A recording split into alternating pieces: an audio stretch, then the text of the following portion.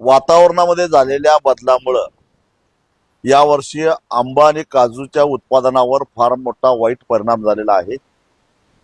10 ते 15% पीक हाताला लागलेलं आहे. या दोष शेतकऱ्याचा नाही आहे. त्याचा खर्च झाला, त्याची मेहनत झाली, त्याचा पैसा खर्च झाला, परंतु हाताला काहीच लागलं नाही. अशा परिस्थितीमध्ये सरकारनं मायबाप सरकार म्हणून शेतकऱ्याच्या पाठीशी राहायला पाहिजे होतं. गेली 2.5 महिने कोकणातला शेतकरी संघर्ष करतोय, पहिल्यांदा संघर्ष करतोय आणि पहिल्यांदा काहीतरी सरकारकडे मागतोय. परंतु ना सरकारनं त्याच्याकडे फारशा गांभीर्यानं बघितलं आणि दुर्दैवाची गोष्ट म्हणजे कोकणातून निवडून येणारे सर्व पक्षीय लोकप्रतिनिधी सुद्धा म्हणावं तसा त्याला प्रतिसाद दिला नाही. म्हणून कोकणातला आंबा आणि काजू उत्पादक शेतकरी एकाकीपणाने लढतोय. आणि शेवटी आमचं काय चुकलं?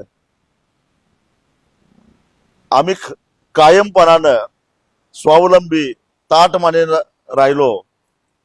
सरकारकडे कधी हात पसरला नाही, कधी भीक मागितली नाही. शेती जमत नाही म्हणून आम्ही घरदार सोडलं, मुंबईत जाऊन राहिलो, पडेल ते काम केलं. परंतु आत्महत्येचा विचार सुद्धा आमच्या मनात कधी आला नाही. आम्ही अभिमानानं सांगायचो की साऱ्या महाराष्ट्रात आत्महत्या होत आहेत, पण कोकणात कधी आमच्या आत्महत्या होत नाहीत असं आम्ही म्हणायचो. पण ती वेळ आता संपली. नुकतंच रत्नागिरीतल्या एका शेतकऱ्यानं कर्जबाजारी होऊन आत्महत्या केली.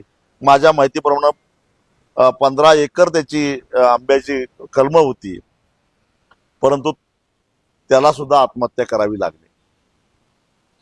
म्हणून कैफियत घेऊन महाराष्ट्राचे मुख्यमंत्री, ज्यांना उभ्या महाराष्ट्रामध्ये बदल घडवायचा आहे, इन्फ्रामॅन म्हणून पुढे यायचं आहे, महाराष्ट्राचे आधुनिक शिल्पकार म्हणून घेण्यात ज्यांना धन्यता वाटते, त्यांनी कोकणाला काय दिलं?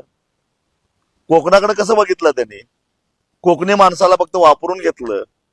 असं का?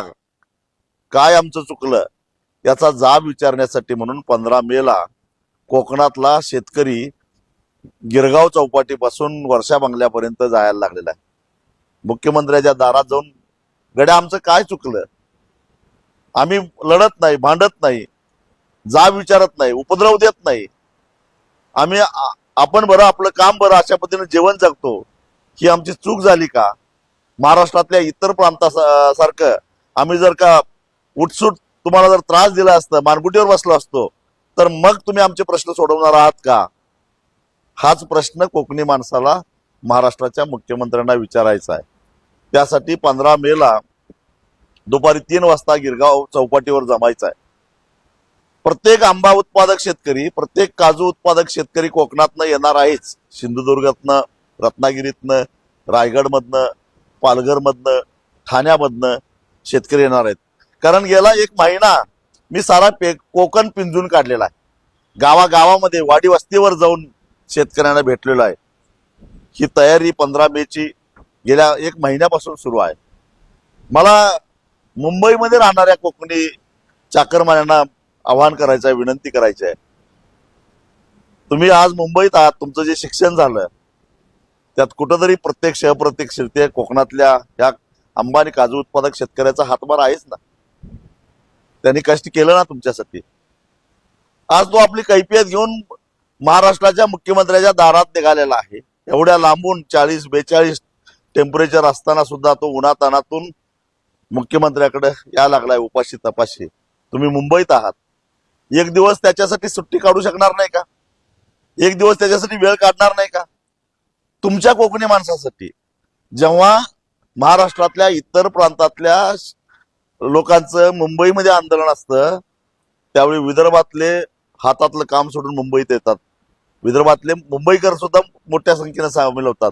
तीच अवस्था मराठवाड्याची, तीच अवस्था पश्चिम महाराष्ट्राची, तीच अवस्था उत्तर महाराष्ट्राची. मग कोकणी माणूस तर मोठ्या संख्येनं मुंबईमध्ये आहे, उपनगरामध्ये आहे. आपण या कोकणाच्या माणसाला, कोकणाच्या भूमिपुत्राला न्याय मिळावा म्हणून एक दिवस आपण वेळ काढणार नाही का? माझी विनंती आहे, हात जोडून विनंती आहे की हे जर आपण नाही केलं, कोकणी माणसाला जर ताकद नाही दिली, काळ आपल्याला माफ करणार नाही. कोकणातली शेती संपल्यास जमाय. शेटजी भटजींनी आणि पैसेवाल्यांनी गैरमार्गाने पैसा कमवणाऱ्या सगळ्या लोकांनी आपला काळा पैसा कोकणातल्या जमिनीमध्ये गुंतवलेला आहे.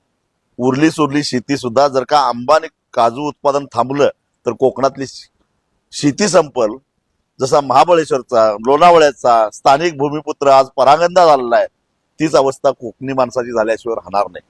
मुंबईत आपल्याला स्थान नाही, आपल्याला उपनगरातनं फेकलं गेलेलं आहे आणि कोकणातही आपल्याला स्थान नाही. मग आपलं स्थान कुठं? झोपडपट्टीत, धारावीत? याचा विचार करा.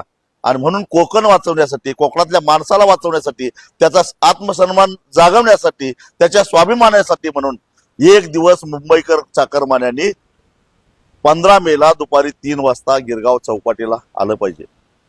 मी तर असं म्हणेन, आज या जगातल्या 7 समुद्रापार जाऊन आंब्याची चव पसरवणाऱ्या कोकणी माणसाला वाचवण्यासाठी महाराष्ट्रातल्या कानाकोपऱ्यातल्या लोकांनी सुद्धा कोकणी माणसाच्या मदतीला आलं पाहिजे.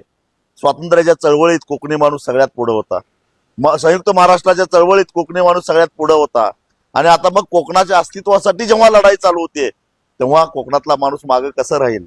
आणि मग महाराष्ट्रातल्या प्रत्येक सामाजिक चळवळीमध्ये जर कोकणी माणूस पुढे असेल, वैचारिक अधिष्ठान देण्यामध्ये कोकणी माणूस जर पुढे असेल, तर कोकणातला माणूस संकटात सापडलेला. तर उर्वरित महाराष्ट्रातल्या माणसानं कोकणाच्या मागे राहायला पाहिजे काय नको याचा विचार करा आणि सगळ्यांनी 15 मेला गिरगाव चौपाटीवर या, एवढीच माझी सगळ्यांना कळकळीची हात जोडून विनंती आहे. हे आंदोलन सर्व पक्षीय आहे. कुठल्या पक्षाचं, कुठल्या गटाचं, कुठल्या तटाचं, कुणाच्या विरोधात नाही. हे कोकणी माणसासाठी आंदोलन आहे. अनेक सामाजिक संघटना याच्यामध्ये सहभागी झालेल्या आहेत. म्हणून तुम्ही व्हा एवढीच विनंती करतो. धन्यवाद.